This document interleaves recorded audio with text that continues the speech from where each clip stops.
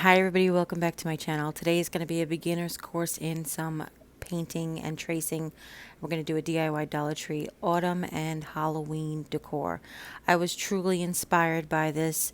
I think that somebody had it on I found it on Pinterest. I think somebody was selling in their Etsy shop.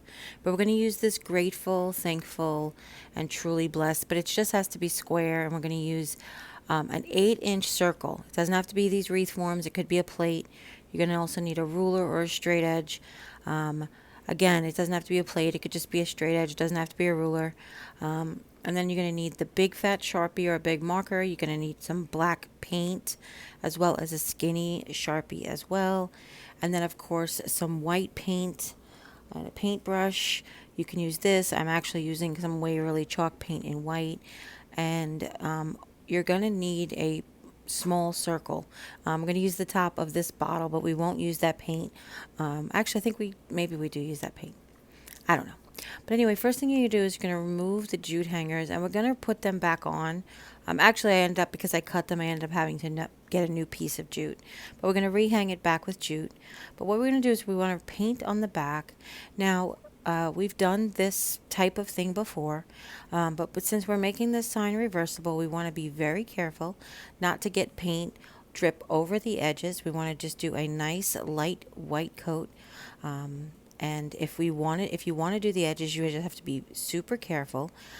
Spread it nice and thin, and make sure, like I said, that it doesn't drip over or have big clumps on the edges as well. Okay, the way you can do that is you can take the side of your paintbrush, and when you're done putting your coat of paint on, you can rub the side along the edge, flip it over, and check to see if you've gotten any paint splotches on there.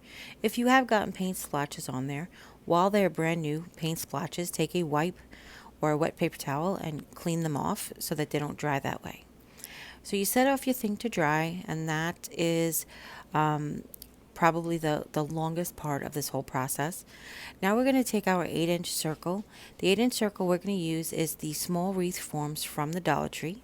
Now, if you do use a different board of a different size, you can use a different circle, but the circle needs to be really large compared to the board.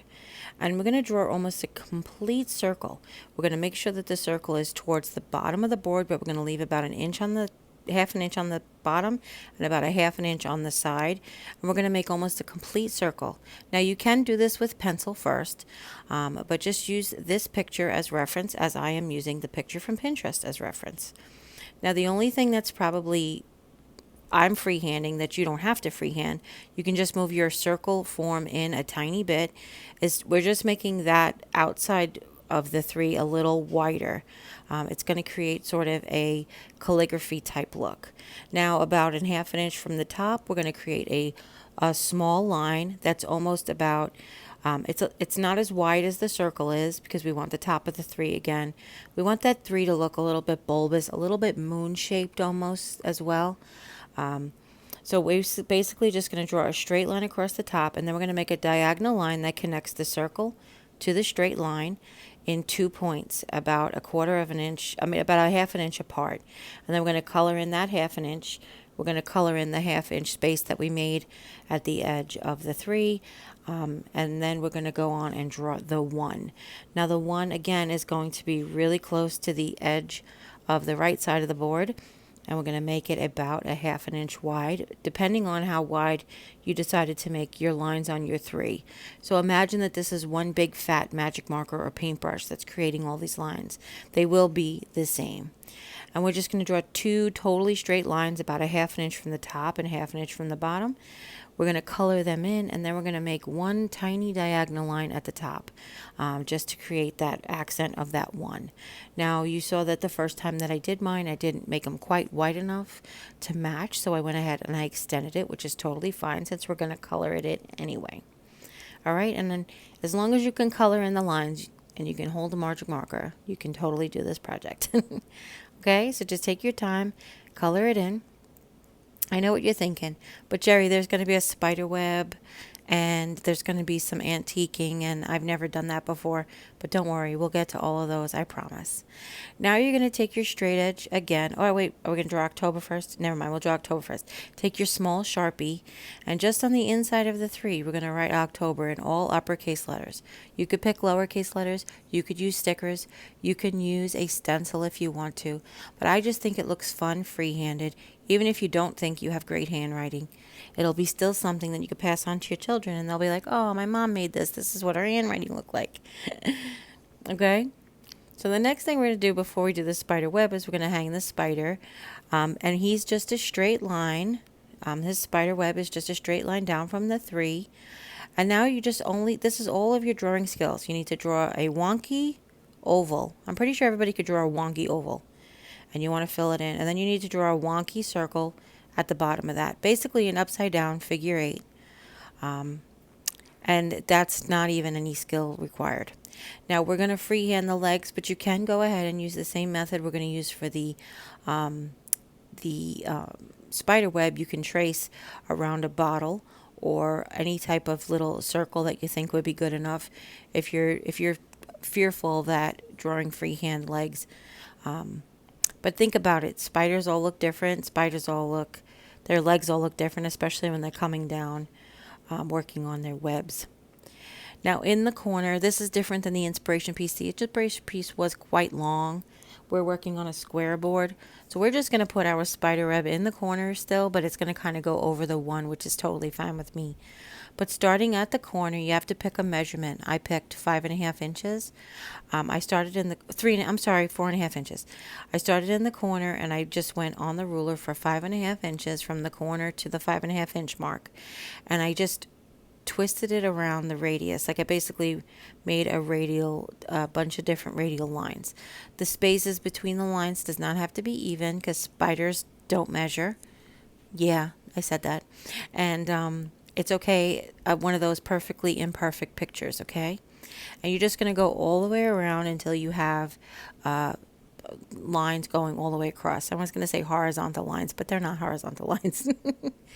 Now this is where we're going to take that 2-ounce bottle from Waverly Chalk Paint because it was the perfect little circle. You're just going to take it and you're going to push it in, and wherever it connects the 2 lines, you're going to connect the 2 original lines, the 2 straight lines with a curved line. And again, these don't have to be perfect because if you've ever seen a spider web, they don't always do geometry either. So you're just going to do this at the top where all the lines meet, and you'll create your little top of the spider webs, and then you're going to go down in rows. Now you don't have to make the rows all the same size. You don't have to make the curves all the same size. You don't have to make the spaces all the same size, but you just want to be able to, know that you can use this to trace if you want to. Now I'm going to do 2 rows traced, and then I'm going to freehand the rest, and I will actually mess up, but it's okay because nobody's perfect. Perfectly imperfect, right? We love that. Practice makes progress. So this I'm doing in real time just to show you how much time you really can take doing this, and then we're going to go ahead and speed it up with some freehand. And once I have those initial curves down, it was much easier. See, that's where I started to go backwards. Oop, sorry about that. Let me fix that. And that's when I started to go to mess up, but then I fixed it. And then I just went freehand because once I had those initial curves, it was a lot easier to just continue the curves. So you have either option, but I want to show you how it looks freehanded as well. Now this is my favorite part. This is a new technique that I haven't shown you guys before because, gosh, I have so many techniques in my brain. I don't even know. But first we're going to take a little bit of sandpaper and we're going to rough it up just to get some of that ink to not look like a brand new magic marker. I ended up ripping some of the chipboard off, which actually kind of was upset, like it upset me at first, but then I was like, oh no, that looks good.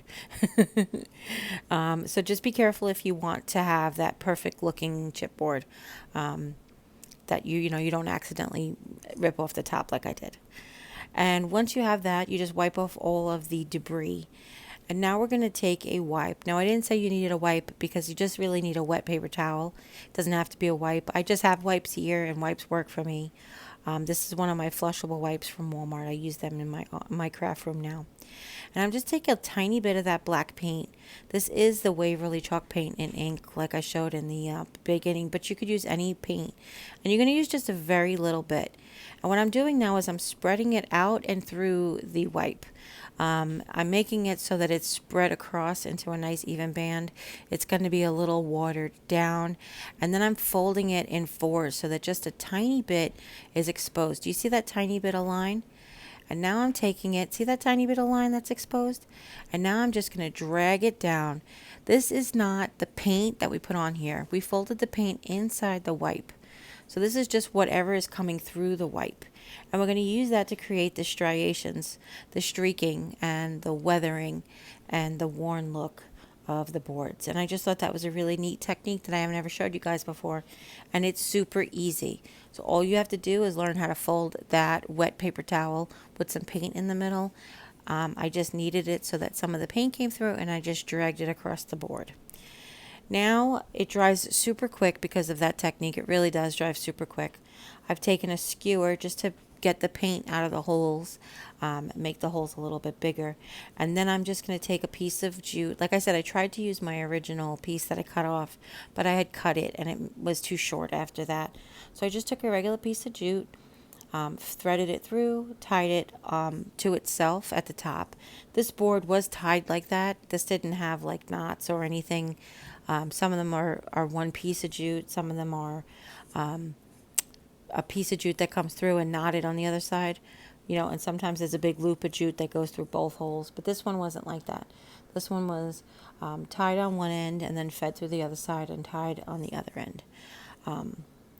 I left the thing in there where I accidentally messed up the jute, so I just left it in there to show you guys. But you know, normally if you watch me make these DIYs, I usually untie all my knots and save all my jute. I'm so weird.